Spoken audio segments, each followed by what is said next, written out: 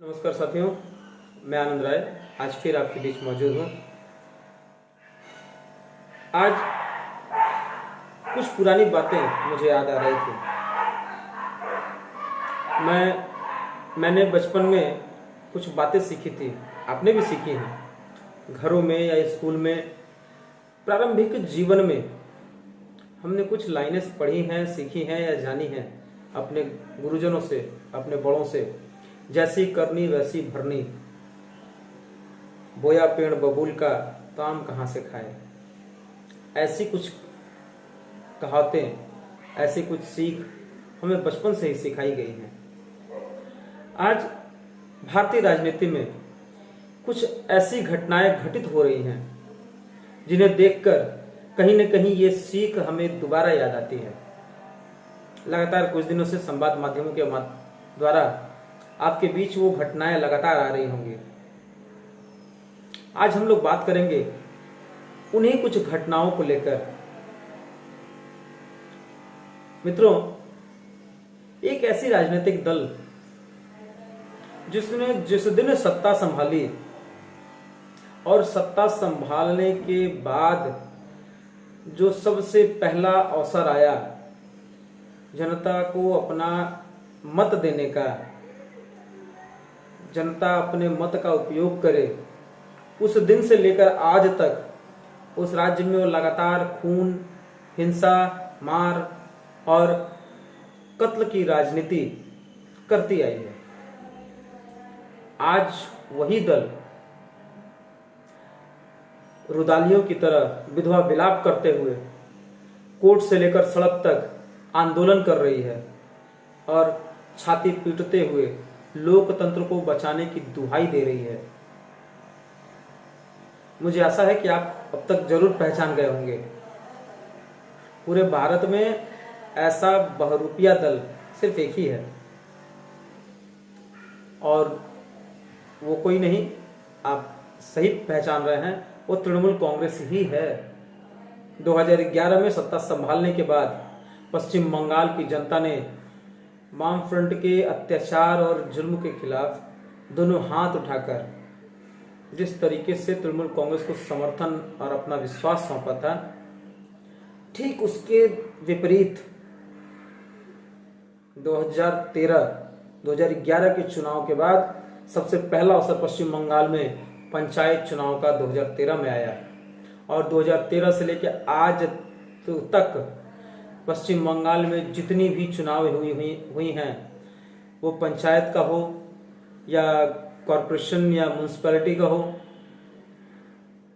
लोकसभा हो या विधानसभा हो, कॉलेजों का हो या स्कूलों का हो, हर जगह तृणमूल कांग्रेस ने सिर्फ मार, हिंसा और कत्ल की राजनीति को ही अंजाम दिया है। आज वही तृणमूल कांग्रेस एक दूसरे राज्य में अपने इसी हिंसक राजनीति का प्रयोग करने के लिए, या कहें एक दूसरे राज्य को अपनी हिंसक राजनीति का प्रयोगशाला बनाने के लिए वहां जा रही है, वहां हिंसा फैला रही है और उसके बाद बाहर निकलकर लोगों के बीच विधवा विलाप करती है कि लोकतंत्र की हत्या कर दी जा रही है। जी हाँ दोस्तों, मैं बात कर रहा हूं त्रिपुरा की। मैं पहले स्पष्ट कर दूं, इस वीडियो के माध्यम से मैं किसी भी प्रकार के चुनावी हिंसा, किसी भी प्रकार के लोकतंत्र को हत्या करने की कोशिश या किसी भी प्रकार से लोकतंत्र को कुचलने का जो प्रयास होता है, मैं उसकी कड़ी शब्दों में निंदा करता हूं। मैं इस वीडियो के माध्यम से किसी भी प्रकार के चुनावी हिंसा का समर्थन नहीं करता है, परंतु हो क्या रहा है, तृणमूल कांग्रेस जो पश्चिम बंगाल में हिंसा की राजनीति कर रही थी, आज वो तृणमूल कांग्रेस त्रिपुरा में जाकर त्रिपुरा के साधारण जनमानस जो कि हिंसक राजनीति से कोसों दूर हट चुकी थी, 2018 में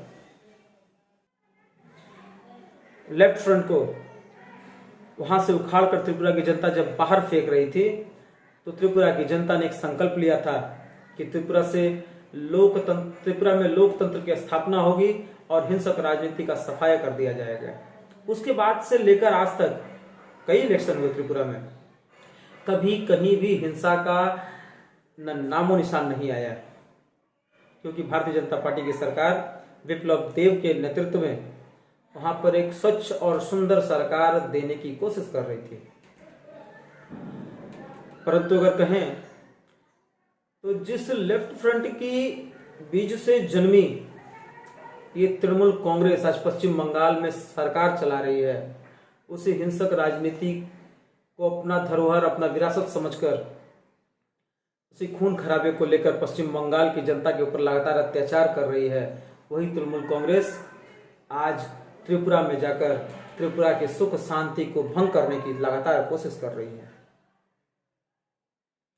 आश्चर्य की बात होती है, जिस पश्चिम बंगाल में भारत के प्रधानमंत्री बहिरागत हो जाते हैं, उसी पश्चिम बंगाल की मुख्यमंत्री त्रिपुरा में जाकर त्रिपुरा की स्थानीय हो जाती है।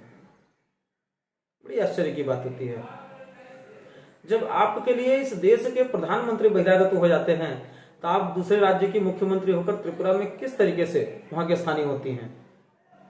और जब वहां के स्थानीय लोग इस चीज का विरोध करते हैं तो आप कहती हैं कि वहां लोकतंत्र को कुचला जा रहा है। वहां लोकतंत्र को कुचला नहीं जा रहा है, वहां के स्थानीय लोग लोकतंत्र को बचाए रखने के लिए, अपने सुख शांति को बचाए रखने के लिए आपको त्रिपुरा से दूर रखने का प्रयास कर रहे हैं, क्योंकि आप जिस तरीके से खून और हिंसा की राजनीति पश्चिम बंगाल में परोस रही हैं, वो नहीं चाहते कि त्रिपुरा में भी दोबारा उस तरीके की खून और हिंसक राजनीति त्रिपुरा में पनपे। साथियों आश्चर्य होती है इनके हिंसक प्रवृत्ति पर। ये पश्चिम बंगाल में जिस तरीके से हिंसा कर रहे हैं, 2 मई 2021 के चुनाव परिणाम के बाद से लगातार आज तक जितने माओं का गोद सुना कर दिया गया, जितनी बहनों की मांगे उजाड़ दी गई, या कहें जितनी बहनों की इज्जत लूट ली गई इन तृणमूल कांग्रेस के गुंडों के द्वारा, आज वो तृणमूल कांग्रेस त्रिपुरा में जाकर यही कल्चर, त्रिपुरा में जाकर इसी तरीके की राजनीति की प्रयोग करने चाह रही है और त्रिपुरा के लोग उन्हें सिरे से नकार रहे हैं। आश्चर्य तो तब होता है जब पश्चिम बंगाल के तृणमूल कांग्रेस के यूथ विंग के अध्यक्ष वहां जाती हैं और अपने काफिले से खेला होवे का नारा देती हैं। वो कहां पर? त्रिपुरा के मुख्यमंत्री विप्लव देव की सभा में, और भीड़ को कुचलने, अपने काफिले से कुचलने का प्रयास करती हैं।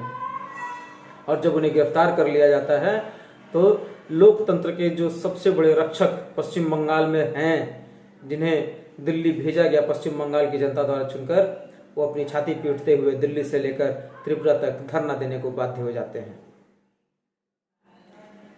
अजब लोकतंत्र है, अजब लोकतंत्र की गजब कहानी है ये। पश्चिम बंगाल में जब भारतीय जनता पार्टी के कार्यकर्ताओं को मारा जाता है, भारतीय जनता पार्टी की महिला कार्यकर्ताओं का जब धर्षण किया जाता है, उन्हें उनका बलात्कार किया जाता है, तब यही ममता बनर्जी कहती हैं कि पश्चिम बंगाल में सब शांति से चल रहा है, पश्चिम बंगाल में किसी तरह की कोई घटनाएं नहीं घट रही हैं। और माननीय सर्वोच्च न्यायालय के आदेश पर जब ह्यूमन राइट कमीशन भी पश्चिम बंगाल में आती है तो उस तृणमूल कांग्रेस के गुंडे उन पर भी हमला करते हैं, और उसकी जो जग जाहिर है, और उसको भी तृणमूल कांग्रेस के सुप्रीमो कहती हैं कि सब कुछ सही चल रहा है। और दूसरी तरफ तृणमूल कांग्रेस की यूथ विंग की अध्यक्ष त्रिपुरा में जाकर लोगों को कुचलने का प्रयास करती हैं, और उसके बाद कहा जाता है कि त्रिपुरा में लोकतंत्र की हत्या की जा रही है, लोकतंत्र वहां खतरे में है।